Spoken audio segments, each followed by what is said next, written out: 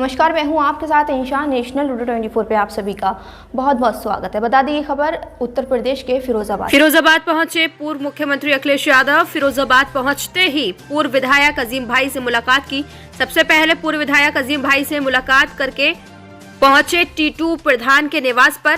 फिर सभी को साथ लेकर के रमेश चंचल के पुत्र के विवाह में FM रॉयल पहुंचे अखिलेश यादव। इसी बीच मीडिया से रूबरू होकर कई मुद्दों पर बात की। फिरोजाबाद पहुंचे पूर्व मुख्यमंत्री अखिलेश यादव। इस मौके पर काफी संख्या में सपा के पदाधिकारी कार्यकर्ता उपस्थित रहे।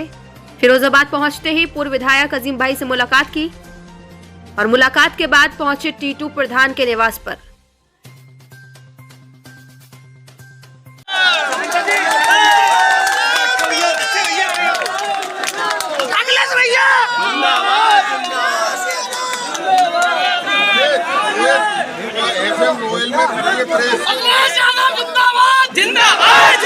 अपने अजीम भाई को और बहुजन समाज पार्टी के बड़े नेता टीटू और पूर्व में रहे इनके परिवार से प्रधान और इनके सहयोगी साथियों का सबका स्वागत करता हूं। और रुखसाना बेगम जो मेयर का चुनाव लड़ी थी, उस परिवार से भी मेरी भेंट हुई है। वो भी आज समाजवादी पार्टी में शामिल हो रहे हैं और मदद करने के लिए उन्होंने आह्वान किया है। मैं अजीम भाई का और टीटू और इनके जितने भी सहयोगी साथी हैं उनका धन्यवाद देता हूं। और इसलिए भी धन्यवाद देता हूं कि बड़ी लड़ाई जो बाबा साहब भीमराव अम्बेडकर जी का संविधान बचाने की, इस देश का संविधान बचाने की, लोकतंत्र बचाने की, हमारे भाईचारा को बचाने की, आपस की जो मिली जुली संस्कृति उसको बचाने के लिए ये दोनों लोग जो साथ आए हैं, मैं इनका स्वागत करता हूं और बधाई देता हूं। और मुझे उम्मीद है कि पार्टी के लोग और हम सब लोग मिलकर के इनका वैसा ही सम्मान करेंगे जैसे पूर्व में हम लोग सम्मान करते। पार्टी की रणनीति है। आपको सवाल ये पूछना चाहिए कि भारतीय जनता पार्टी 80 के 80 लोगों की सीट को बदलना चाहती है, जिसमें एक बदले जाएंगे, अपनी सीट बदलना चाहते हैं और सबकी टिकट कटने जा रही है।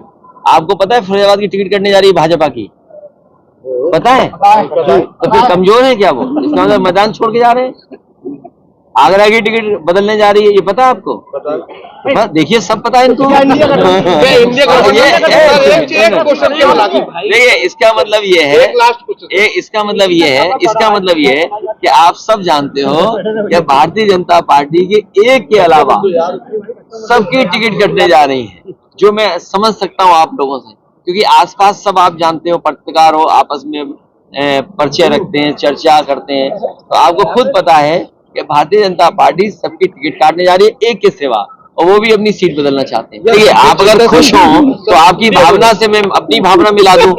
आज आप जिले में भ्रमण पर आए हैं, आज का क्या उद्देश्य है? आज का उद्देश्य है कि अजीम भाई समाजवादी पार्टी में आ गए, टीटू भाई समाजवादी पार्टी में आ गए, रुखसाना बेगम जी समाजवादी पार्टी में, और बहुजन समाज पार्टी के जो पार्षद जीते और कुछ निर्दलीय पार्षद वो सब समाजवादी पार्टी में आए। तो इससे खुशी की बात क्या हो सकती है? और दूसरा, चंचल जी के इस कार्यक्रम में शामिल हो रहे हैं हम लोग। मिल रही है इसको आम आदमी पार्टी ने अभी पीसी की है, उनको धमकियां मिल रही है कि अगर गठबंधन से कोई समझौता किया तो ईडी और सीबीआई तैयार है। गिरफ्तार करेगी। अरे ये कोई नई बात है? आप बताओ, आप तो पत्रकार साथी हो, आप अगर सरकार के खिलाफ कोई खबर चला देते हो तो आप पे FIR दर्ज हो जाती कि नहीं हो जाती? तो ये कोई बात समझाने की और जानने की है। आप सब बात जानते हो, अगर आप भी कोई सही सच्ची खबर चला दें तो आप पे भी FIR हो जाएगी कि नहीं हो जाएगी? आपको धमकी वाला फोन आएगा कि नहीं आएगा? एसओ साहब का फोन आएगा कि नहीं आएगा? तो जैसे पुलिस है यहाँ, वैसे ही विभाग ईडी है। प्रधानमंत्री जी ने आरोप लगाए हैं इंडिया गठबंधन को जो 17 सीटें दी है उस पर और मंथन होगा क्या? देखिए एक साथी जो पूछ रहा है, ईडी का छापा, सीबीआई का छापा, ये जैसे आपकी थाने की पुलिस होती है वैसे ही वो लोग हैं। तो इससे एक लाभ तो होता है कि आपके कागज़ ठीक हो जाते हैं। तो ये आपके कागज़ ठीक करने आ रही है, एजेंसी जो आ रही हैं वो कागज़ ठीक करने आ रही हैं। और इससे बड़ा सवाल आपको ये पूछना चाहिए, ये आपको उलझा के रखी बीजेपी, क्योंकि ये पत्रकार साथी ने सवाल अच्छा पूछा है। सबसे बड़ा सवाल ये है कि 10 लाख करोड़ बड़े बड़े उद्योगपतियों का इन्होंने कर्ज माफ़ किया है। 10 लाख करोड़ का कर्ज माफ़ किया है। और देश के बड़े बड़े उद्योगपतियों को लोन कितना दिया है। आप सोचिए, ये जो महंगाई है, जो नौकरी नहीं है, रोज़गार नहीं है, उसका कारण एक ये भी है कि 10 लाख करोड़ तो इन्होंने उद्योगपतियों का कर्ज माफ़ कर दिया, और जो पैसा किसान, गरीब और नौजवान के लिए नौकरी के लिए खर्च होना था, वो पैसा उन्होंने उद्योगपतियों को दे दिया लोन। तो अगर देश के उद्योगपति सब पैसा लोन में ले लेंगे और उन्हीं का कर्ज माफ़ हो जाएगा, तो हमारे किसान का और नौजवान का भला कैसे होगा। तो आपको उलझाने के लिए, विपक्ष को डराने के लिए, विपक्ष अपनी आवाज़ न उठाए उसके लिए ईडी, अरे ईडी अभी तो विपक्ष पे चल रही है। ये हमारा पत्रकार साथी जब न्यूज़ चलाएगा तो ये भी चलाएगा कि जो अखबार, जो टीवी न्यूज़ कभी सरकार के खिलाफ दिखाता है, उस पर भी सीबीआई और ईडी हुई है, हुई कि नहीं? भैया, इंडिया गठबंधन में 17 सीटें दी गई है कांग्रेस को, क्या इसमें और मंथन होगा या 17 काफी है? तुम्हें कोई समझ में आ रहा हो कि ये भी दे दो, बता दो। सीट जीतता है तो क्या समाजवादी पार्टी प्रधानमंत्री पर दावत होगी अपना? अच्छा, आपको क्यों चिंता है इस बात की? देखिए, आप अगर खुश हों तो आपकी भावना से मैं अपनी भावना मिला दूं। आज आप जिले में भ्रमण पर आए हैं।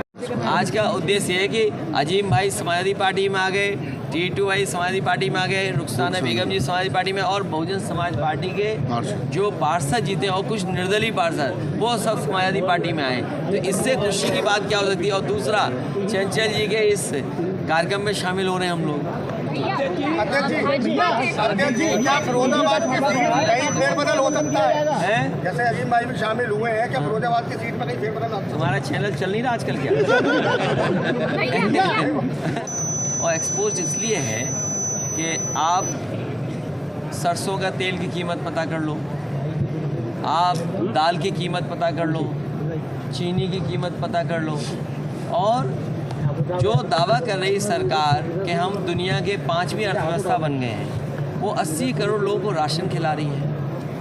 ये सोचिए आप। और किसान की किसी भी फसल की कीमत नहीं दे पा रही। ये सरकार सदन में कहती थी कि हम आलू खरीदेंगे। अरे आप तो आलू बेल्ट के लोग हैं, अगर एक भी आलू खरीदा हो तो बता दो आप। और फिर जो नमक फ्री दिया था इन्होंने राशन में, बताओ आज नमक की कीमत क्या हो गई है।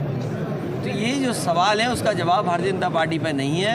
और इतने नौजवान जो बेरोजगार घूम रहे हैं, जिनके पास नौकरी नहीं है, नौकरी तो है ही नहीं, रोजगार नहीं है, और न कोई निवेश किया है बड़ा। जो यहाँ कारोबार था, मान लीजिए कांच का, चूड़ी का, या और जो कारोबार था, कुछ लोगों को तो लाभ पहुँचा रही है सरकार, लेकिन उससे सब बर्बाद हो रहे हैं। कुछ लोग, हमारे जो मजदूर हैं, उनका जीवन यापन क्या हो रहा है बताइए सरकार में। तो जो मजदूर है उसके लिए सरकार ने क्या किया, जो छोटे कारोबारी हैं उसके लिए क्या किया।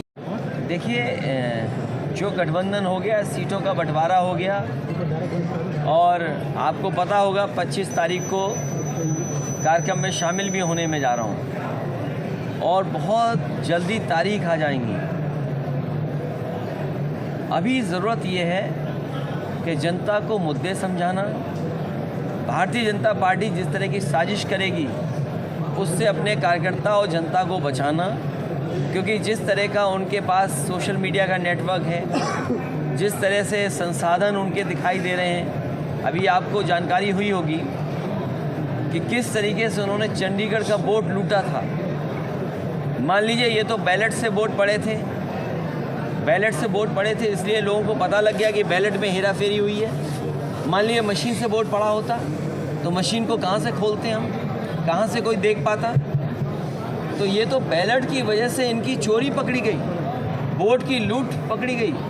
भारतीय जनता पार्टी एक गिरोह की तरह काम कर रही है, राजनीतिक दल नहीं है। भारतीय जनता पार्टी एक गिरोह की तरह काम कर रही है, ये कोई राजनीतिक दल नहीं है। सोचिए, सुप्रीम कोर्ट ने क्या कहा कि ये तो लोकतंत्र ख़त्म कर देंगे। सुप्रीम कोर्ट ने बाद में क्या फैसला लिया कि जिसको बैलेट से हराया था उसको जिताया सुप्रीम कोर्ट ने। एक आस और उम्मीद जगी है कि जनता जागरूक हो जाए। ये वोट लूटने का काम करते हैं, ऐसे लोगों को सबक सिखाने की ज़रूरत है आने वाले चुनाव में। आपने राजा भैया के लिए कहा कि उनका स्वागत है, तो क्या पिछली कड़वाहट और जो कुछ कहा वो सब आपने भूल के माफ़ कर दिया? देखिए, सबसे बड़ी बात यह है कि जितने भी दल भारतीय जनता पार्टी को समर्थन दे रहे हैं, उनके माननीय सदस्य सब मंत्री बनना चाहते हैं। कोई दल ऐसा नहीं है भारतीय जनता पार्टी को जो समर्थन दे रहा हो, जो मंत्री न बनना चाहता हो या विभाग न बदलना चाहता हो। अभी सबसे ज़्यादा संकट तो बीजेपी पे है, क्योंकि बीजेपी सबको बुला रही है और कह रही है आपको मंत्री बना देंगे और शपथ किसी को दिला नहीं रहे। तो विधायक तो निराश होंगे, दुखी होंगे, और जो विधायक या जो दल का नेता किसी और दल को समर्थन करना चाहेगा तो उसको ज़रूर साथ लाने का काम समाजवादी लोग करेंगे। नौकरी तो है ही नहीं, रोजगार नहीं है और न कोई निवेश किया है बड़ा।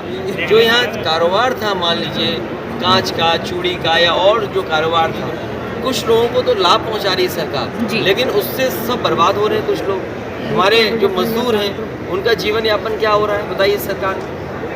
तो जो मजदूर है उसके लिए सरकार ने क्या किया, जो छोटे कारोबारी हैं उसके लिए क्या किया, किसान के लिए क्या किया, नौजवान के लिए क्या किया, और व्यापारियों को जीएसटी के छापे दिए। जीएसटी के और तमाम छापे वो अपने कागज में ही उलझे हुए हैं।